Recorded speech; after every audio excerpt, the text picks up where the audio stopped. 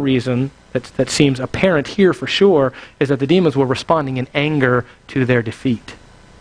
And so in their anger and in their rage, they drive the pigs into the water. Now it's very interesting. It talks about a steep slope. In that area, there's not a big cliff. It's not like they jumped off a cliff and they couldn't get back up.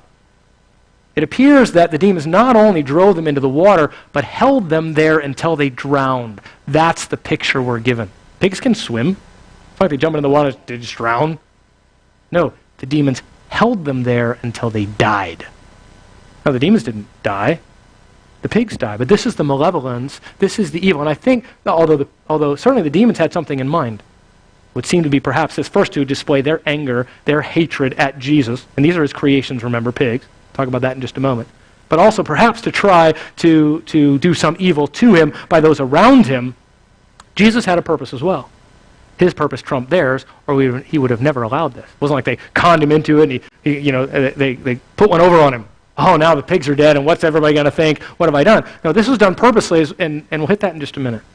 But certainly anger by the demons, and I think probably a plan on their part as well.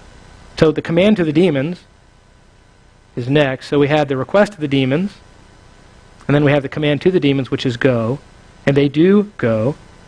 Now, just one more aside here, I guess. What does Jesus do to make these demons go?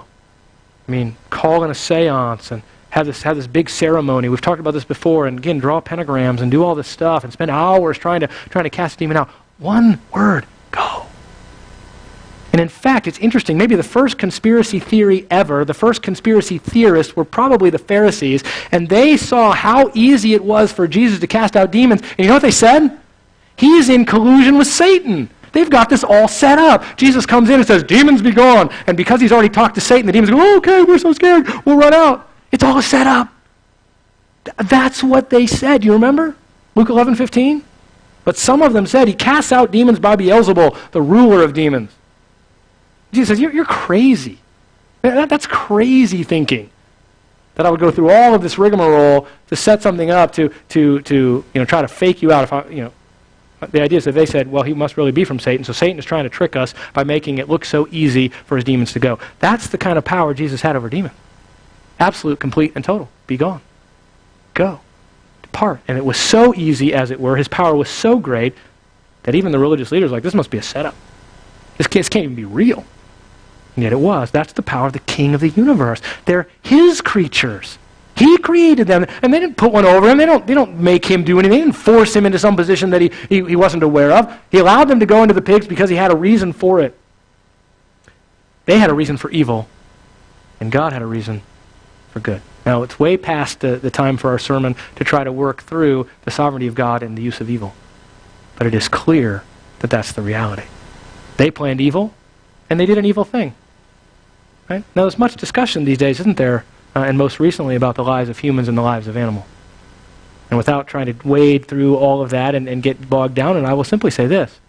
It is very clear that the primary purpose, that the primary place in the heart and mind of God is to human life, not animal life. 2,000 pigs die. Why? So that 2 men, at least, certainly partially, so that 2 men will be saved. Certainly so that they will be delivered. They didn't have to go into the pigs.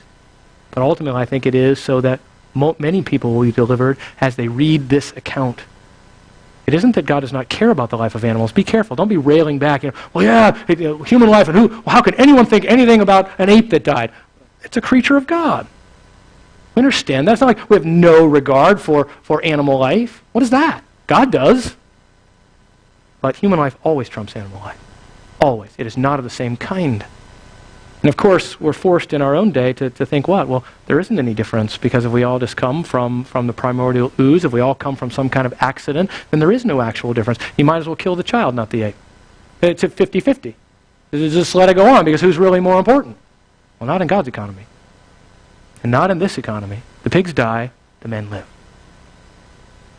This is God's plan and his purpose. People are to live. People are eternally savable. Animals aren't. It isn't that they're unimportant, but their hierarchy is far below any human life. He has compassion on the men and ultimately compassion on us as we read this story, and it reveals to us the power of Jesus so that we might come to know him. The pigs are sacrificed so that men will be saved. It's clear. Now, the response of the demons, then they enter the herd. They drive the herd down the lake to their death. Their rage at being humiliated, probably their plan to try to bring trouble for Jesus, they literally cause the pig's body to not respond to their dying, and they hold them under the water. It's like they take their heads, as it were, inside of them and stick their heads under the water until they drown. And it would appear, remember there's legions. We know from the other passages, not just one demon, but legions. What is Jesus saying here? I am so powerful that when I cast, maybe 2,000, one for every pig, we don't know. As many as 2,000 demons go with just a word. Just a word. There's nothing that gets in the way of Jesus' power. It's not more demons would do it. I think that's the whole one of the entire pictures here. You have 1 million demons, 100 billion demons, and all Jesus would say is, be gone. That is the power of the King of the universe. And that's what is on full display here. Demons, no matter how many, then powerful enough, they drive this whole herd, 2,000, down in, and nothing towards the power of Jesus. Well, what happens as a result of this? We need to hurry on. Jesus is rejected because of the demoniacs. He is rejected. So it seems like maybe their plan worked, because let's see what happens in verse 33. It says, the herdsman ran away and went to the city and reported everything, including what had happened to the demoniacs. Oh, I told you to underline the word here in the demon's response. So let's go back up to that real quick. Verse 29. When it says, what business do we have to do with each other, Son of God? Have you come here to torment us before the time? I don't think, by the way, the word here means, well, he'd come to their region. I think the understanding is, why have you come to earth? Why are you here now? What are you doing, showing up and disrupting what we're supposed to do? I think it's an understanding of his pre-existence. Anyway, now we can jump down to verse 33. The herdsmen ran away. They went to the city. They reported everything, including what happened to the demoniacs. Very interesting, the construction. It's like they said, look, this is what happened. This is what happened to the pigs. And oh, by the way, this man healed 2 demoniacs, or freed 2 demoniacs. It's almost like that's secondary to the story. It would appear that what they're trying to do is make sure that no one thinks they're the ones that killed the pigs. So they do the story, but we know that these 2 demoniacs then were free. They were in their right mind. They sat at the feet of Jesus. They wanted to follow him ultimately. That's from Mark and Luke. And that's almost an aside to these people. The pigs died, the herdsmen. The pigs died. It wasn't our fault. Yeah, by the way, he delivered 2 demoniacs, but really the reason then that all these pigs went into the water was somehow in his deliverance of them, this man did this. Oh yeah, and also he freed 2 human beings. Well, we have first then the fear of the herdsmen. They ran away. Well, you would too, if you're 2,000 pigs, so all of a sudden went insane and ran down into the water and then stayed in there till they died. And certainly they connected it. They were like, okay, we see this. They apparently saw Jesus. They saw the men. They knew who they were. They see that they are now free. They see what happened to the pigs, so they tie it directly to Jesus. Jesus did this. And then we have the rejection by the townspeople. So they go, they tell the story, probably making it, from their standpoint, we didn't kill the pigs, it's not our fault, because it would have been, again, a huge issue on the livelihood of the people. Verse 34, and behold, the whole city came out to meet Jesus.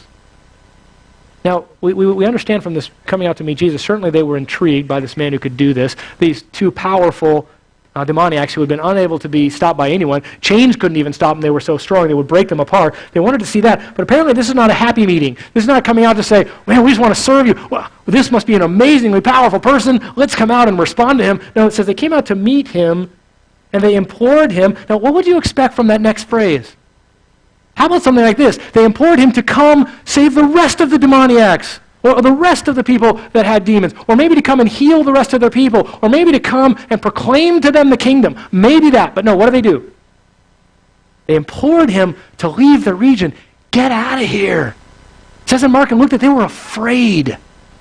They were scared by Jesus. And I don't think the fear is just simply by his power in one sense. They were afraid of what would happen to them. They just have all these pigs, which were their livelihood, probably for many in the town, or certainly were part of their whole economic system. They're afraid that Jesus will come and disrupt their lives, ruin their lives. And I tell you, that fear is very real. Because Jesus will ruin your earthly life, as it were, your worldly life. He will ruin it. You cannot have that life and him. He's already been saying that all along, hasn't he? I'm more important than family. I'm more important than comfort. I'm more important than money. I'm more important than anything. The fear that Jesus will ruin your life keeps many people from bending the knee. And they're right. They understand what that means. He demands it all. And you do not bring your worldly life to Jesus and say, I'd like both, please. I'd like my livelihood, I'd like my pigs, and I'd like you. I want salvation from hell, but do what I say. Give me this, give me that. No. We come serving him alone.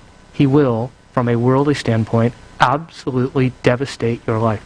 Now, again, hear me carefully. I'm not saying he'll ruin it from the standpoint of that you won't be able to love and serve and have a life that is filled with godliness and the joy that comes from knowing Christ. You can and will. But all of your earthly dreams will be shattered. All of them. He demands them all. Are you willing? Are you ready to bend the knee? But remember, what we celebrate this morning is the proof. These are kind of the foretaste of it. They're the proof that he's worth it. And that what he gives back to you, or what he gives to you, is of infinitely greater worth than what he takes. People of the town didn't get it. If you're going to ruin our lives, you need to leave. It doesn't matter how powerful you are. It doesn't matter you've delivered these two men. Our pigs are gone. And so you need to leave. Get out of here quickly before you ruin the rest of our lives. I pray that you won't say that this morning as we come to communion, and instead you will embrace the Savior. So if the men would come, we will celebrate communion this morning.